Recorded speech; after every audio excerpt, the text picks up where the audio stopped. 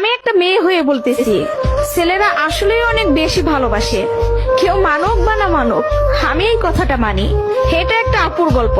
আপু আমাকে বলছিল, আমি যখন ইন্টার ফার্স্ট ইয়ারে পড়ি, একটা ছেলে আমার পিছনে সব সময় ঘুরঘুর করতো। আমি যেখানেই যেতাম ও ঠিক আমার পিছনেই থাকতো।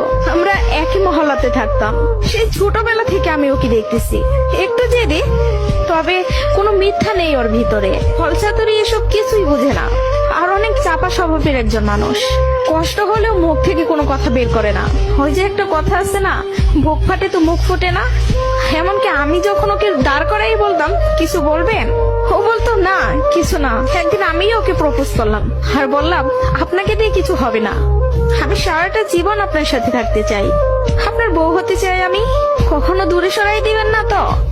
জীবনে যা কিছুই হয়ে যাক, আপনি আমার পাশে থাকবেন। কখনো আমাকে একা ফেলে যাবেন না। যদি এই ওয়াদা করতে পারি, তাহলে আমি রিলেশন করব। ও অনার্স ফার্স্ট ইয়ারে পড়ে। ও বলল, জীবনে যা কিছুই হয়ে যাক, আমি তোমাকে কখনো ছাড়বো না। আমাদের সম্পর্কের বয়সটা যখন 2 বছর, তখন আমার বাসায় বিয়ের প্রেসার দেওয়া শুরু হয়ে গেল। ফ্যামিলি দেখে ছেলে খুঁজতেছে, সরকারি চাকরিওয়ালা, বিসিএস ক্যাডার।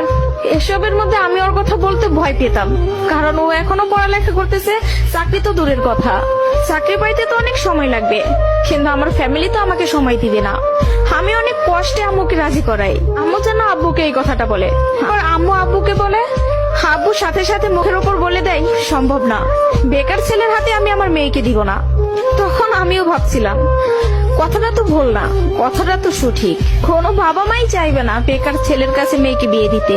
আমি নিজেও তো কখনো চাইবো না। কিন্তু তারপরও মাথায় চলতেছে, আমি যদি ওকে হারাই ফেলি, আর কখন কি ফিরে পাবো ওকে? আমি তো আর ফিরে পাবো না। পরবর্তীতে আমি ওকে সব বলি, ওকে বলি কি করব বলো। তখন বুঝতে পারতেছিলাম ও কান্না করতেছে। ও আমাকে বলে, আম্মু ডাকতেছে, জাস্ট একটা মিনিট, আমি আম্মুর কথাটা শুনে আসি। তুমি একটু লাইনে থাকো, এসে তোমার সাথে আমি কথা বলতেছি। আমি তোমার জীবনে আছি 2টা বছর। কতটুকু আমাকে চিনো জানো আমি জানি না, কিন্তু তোমার পরিবার তোমার সাথে 18টা বছর তোমার পাশে আছে। আমি কখনো বলবো না যে তুমি তাদের ছেড়ে আমার কাছে চলে আসো। আমি জানি না আমার বাসায় থেকে মেনে নিবে কিনা। পড়ালেখা শেষ করতে করতে আরো 2টা বছর লেগে যাবে। কবে চাকরি পাবো সেটারও তো কোনো ঠিক নাই। আমি যদি তোমাকে ভালো না রাখতে পারি, আমি তো নিজেকে কখনো মাফ করতে পারবো না। আমার কাছে তোমার হাসিটা অনেক দামি। তোমার যেটা ভালো মনে হবে তুমি সেটাই করো। তুমি যা বলবো আমি সেটাতেই রাজি। এসব কথা শোনার পরে, আর যাই হোক, একটা মেয়ে তার ভালোবাসার মানুষকে কখনো ছেড়ে যাইতে পারে না। আমি তখন একটা জিনিসই ভাবতেছিলাম, জীবনটা তো ছোট, আর আমি আমার এই ভালোবাসার মানুষটাকে হারাই ফেললে আমি নিজেই সারা জীবন আফসোস করব। এরকম কোন ছেলে আর আমাকে ভালোবাসতে পারবে না। আমি ওকে ছাড়তে পারবো না। আমি বাসায় আবারও বুঝাই, তারা বুঝে না।